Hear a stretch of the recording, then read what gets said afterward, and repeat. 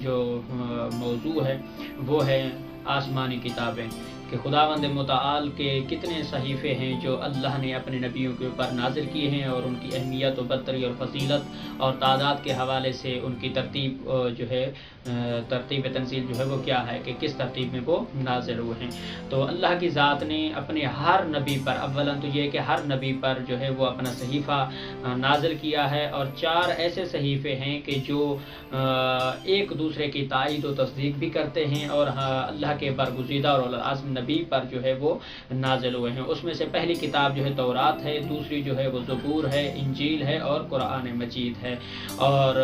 اسی ترتیب کے اعتبار سے خداوند متعال نے یہ جو صحیفے نازل کیے ہیں، ایک صحیفہ دوسرے آنے والے صحیفے کی تائید کرتا ہے، اور اسی طرح تمام کتابوں کی سردار کتاب جو کہ ہمارے تمام نبیوں کے سردار نبی حضرت محمد مصطفیٰ صلی اللہ علیہ وآلہ وسلم پر نازل ہوئی ہیں۔ اور یہ تمام چیزیں بیان اس لیے کی جا رہی ہیں کیونکہ یہ ایک اعتبار سے اتنی ارزش نہیں رکھتی، لیکن اس اعتبار سے کہ ہمارے نوجوانوں تک اور ہمارے چھوٹے بچوں تک کے لیے ابتدائی تعلیمات دینے کے لیے، اور وہ والدین جو ہے اپنے بچوں کو جو ہے یہ روشناس کرا سکے ان چھوٹی چھوٹی چیزوں سے، تاکہ ان کی بچپن میں ہی تربیت ہو سکے، اور دین آل محمد سے جو ہے وہ وابستگی بھی رکھیں، اور جو ہے اس سے لگاؤ جو ہے وہ بھی رکھیں، اور راغب بھی ہوں۔ تو یہ 4 صحیفے اللہ نے جو ہے وہ نازل کیے ہیں، تورات، زبور، انجیل اور قرآن مجید۔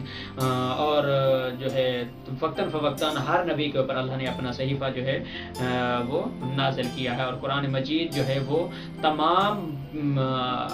گزشتہ کتابوں کی تائید بھی اور تصدیق بھی کرتا ہے، اور خداوند متعال نے قرآن مجید میں باقی تمام صحیفوں کا جن کا کہ آپ کے سامنے ذکر کیا ہے، ان کا ذکر بھی جو ہے وہ کیا گیا ہے۔ اور انہی الفاظ کے ساتھ جو ہے آپ لوگوں سے اجازت چاہیں گے فی الوقت انشاءاللہ۔